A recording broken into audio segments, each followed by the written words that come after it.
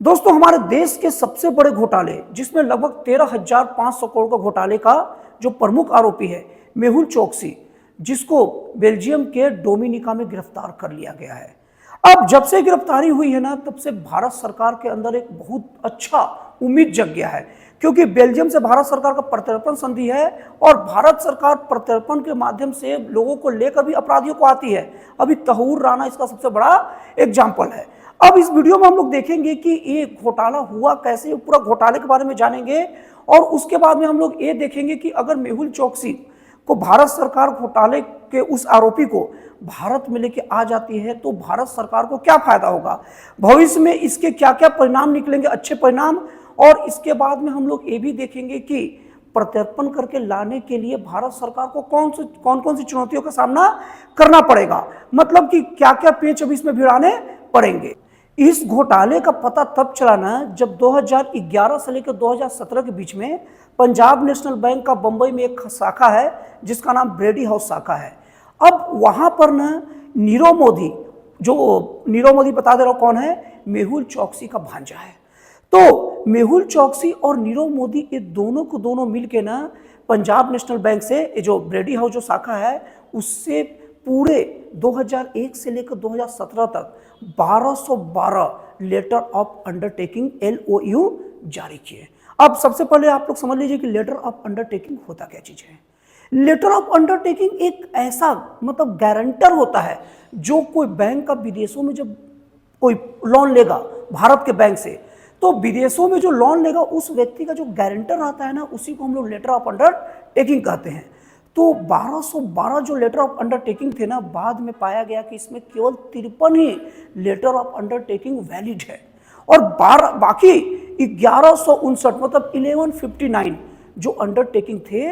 LOU थे, वो पूरा का पूरा फर्जी था। अब आपको समझ में आ गया कि घोटाला जनाब कैसे किए हैं। इसको लेकर पहली रिपोर्ट 29 जनवरी 2018 को RBI को सौंपी गई। अब इसके बाद 13 फरवरी 2018 को ही नीरव मोदी ग्रुप और गीतांजलि जेम्स ग्रुप आपको बता दूं कि ये जो मेहुल चोकसी है ना, वही उसका हेड है, वही उसको चलाता है। और चंद्री पेपर के खिलाफ में मनी लॉन्ड्रिंग का जो धारा है, इसके तहत ED मतलब अपने अंडर ले लिया और कंप्लेन ले लिया और ED जांच करना शुरू कर दिया गया, क्योंकि ED पूरी तरीके से इसके लिए आश्वस्त हो गया कि यहाँ मनी लॉन्ड्रिंग हुआ है। और इस घोटाले में बैंक के जो तत्कालीन डिप्टी जनरल मैनेजर गोकुलनाथ सेठी सहित कई बैंक के प्रमुख अधिकारी दोषी पाए गए और इन सभी ने जो बैंक का जो कोर सिस्टम है उसको दरकिनार करके फर्जी तरीके से LOU जारी कर दिया। और इसमें पाया गया कि जो बैंक का जो पैसा का जो घोटाला हुआ है ना, उसमें मेहुल चोकसी और उसका एकदम प्रिय भांजा नीरव मोदी और नीरव मोदी की पत्नी और नीरव मोदी का जो भाई है ना, ये सब के सब लाभ प्राप्त किए हैं। ये बात एकदम क्लियर हो गया। अब बैंक का नियम भी तोड़ा, उसके गलत तरीके से लोन भी दे दिया और जो लोन जो पास हुआ वो सब फर्जी तरीके से हुआ भी था और फायदा इन लोग को हो भी रहा था। स्पष्ट तरीके से ED का मामला बना और मनी लॉन्ड्रिंग की तरफ केस चालू हो गया। और हुआ क्या ना कि गीतांजलि जो जेम्स ग्रुप था, वो मेहुल चोकसी उसका हेड था। अब ये जनाब क्या करते थे कि विदेश में क्या करते थे कि हम बैंक से लोन ले रहे हैं और लोन कहाँ जा रहा है, बाहर, और इस सब का सब फर्जी LOU जारी कर दिए और फर्जी गारंटर बन गए और धीरे धीरे देश का पैसा बाहर चलते गया और इस तरीके से 13,500 करोड़ बाहर चला गया। मतलब इतने पैसे की मनी लॉन्ड्रिंग हो गई। अब 2017 में मेहुल चोकसी ने एंटीगुआ की नागरिकता ले ली और 2018 में जैसे ही घोटाला का पर्दाफाश हुआ, सीधे भाग के एंटीगुआ चला गया। और वहीं इसका इसका भांजा है नीरव मोदी, वो भी लंदन की ओर भागे और वहां सीधे उधर भागते कि लंदन में उन्हें गिरफ्तार कर लिया गया और अभी भी UK की हिरासत में अभी भी वो मौजूद है। और जैसे कि पहले मैंने आपको बता दिया था कि 2018 में वो एंटीगुआ का तब तक नागरिकता ले लिया था। अब इसके बाद में जब वहां भी हलचल बढ़ी तो वहां से भागकर संदिग्ध परिस्थितियों में, अभी तक पता नहीं चल पाया है कि कैसे, 2021 में डोमिनिका जो कि बेल्जियम में स्थित है, वहां पर संदिग्ध परिस्थितियों में पाया गया और वहां इसने कहा कि उसका अपहरण हुआ था। अब हम लोग देखते हैं कि डोमिनिका में तो पकड़ा गया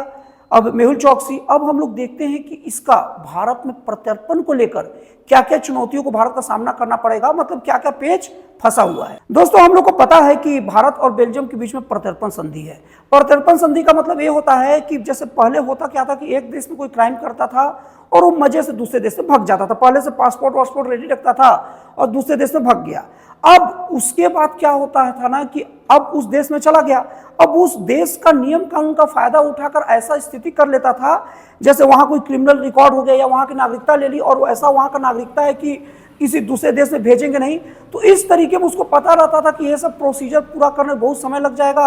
और उसके बाद में वही मजे से रहेगा। तो प्रत्यर्पण संधि जब दो देशों के बीच में होती है तो उसका मतलब ये होता है कि अगर एक देश का अपराधी अगर भग के आपके देश में चला गया तो आप उसको, अगर वो प्रूफ दे देता है देश की अपराधी है सचमुच का, तो आप उस अपराधी को उस देश में वापस भेज दोगे, भले ही आपकी देश की नागरिकता क्यों न लेके बैठा हो। तो बेल्जियम और भारत के बीच में वैसे तो प्रत्यर्पण संधि है, लेकिन वो डोमिनिका के जो कोर्ट है वहां पर अपनी जमानत की अर्जी दे सकता है और इसके साथ में बहुत सारे स्वास्थ्य कारणों से, बहुत सारे कारणों से ये बात कह सकता है कि मेरे को प्रत्यर्पित न किया जाए, जो भी सजा है यहां मैं भुगतने को तैयार हूं। सबसे बड़ा हथियार मेहुल चौकसी के लिए ना उसका खराब स्वास्थ्य है। यहां पर उसके वकील ये हवाला दे सकते हैं कि मेहुल चौकसी को कैंसर है और कैंसर को इस तरीके से लेंगे कि यात्रा करने में असक्षम है और वहां पर उनको दौड़ भाग पड़ेगा और वहां उनको जान को खतरा भी है और बहुत सारे कारणों का हवाला देकर ना वो साफ साफ वहां के वकील यही कहेंगे कि 100% वो बाहर जाने के लिए अनफिट है और इतनी बड़ी बीमारी के कारण वो बिल्कुल इनको इधर उधर नहीं भेजना चाहिए। इसको लेकर भारत सरकार को वहां के कोर्ट में अपना स्पष्ट पक्ष रखना पड़ेगा। हालांकि ये बेल्जियम का कोठित के रुख पर यह तय होगा कि वो भारत आ पाएगा कि नहीं आ पाएगा। अब अगली समस्या ये है ना कि जो ये घोटाला है, मतलब मुंबई के जो पंजाब नेशनल बैंक का, उस घोटाले के जो विसिल ब्लोअर हैं हरिप्रसाद एसवी, वो क्या कर रहे हैं कि अभी जो मेहुल चौकसी है उसका जेब बहुत गर्म है, तो उसका अपराध पैसा है, तो वो उस पैसे से यूरोप में बहुत तगड़े वकीलों की फौज खड़ी कर सकता है और जब बहुत तगड़े वकीलों की फौज रहेगी तो उसको यहाँ लाने में मुश्किल होगा। लेकिन दोस्तों कितना मुश्किल रहेगा ये तो समय बताएगा, लेकिन ये बात तो तय है कि मेहुल चौकसी अभी उसको लाने में संभावना तो तगड़ी बन रही है। और दूसरी चीज, अगर भारत में अगर मेहुल चौकसी को ला लिया गया तो भारत में उन लोगों के खिलाफ बहुत ही ज्यादा, बहुत कड़ा संदेश होगा कि तुम घोटाला करोगे ना तो दुनिया के किसी भी कोने भग जाओ, तुम बचोगे नहीं। और माना कि मेहुल चौकसी अभी केस लड़ रहा है, लेकिन मेहुल चौकसी कम से कम चैन से नहीं है और पहले घोटालेबाज आराम से चैन से विदेशों में रहते थे, उनकी नींद चैन सब हराम हो गई है। और अभी विजय माल्या है, उसकी भी अभी हालत खराब हो गई। इसका मतलब ये है, मैं साफ साफ बोलना चाहता हूं कि इतना जब तामझाम होता है ना तो कोई भी घोटालेबाज घोटाला करने को पहले सोचता है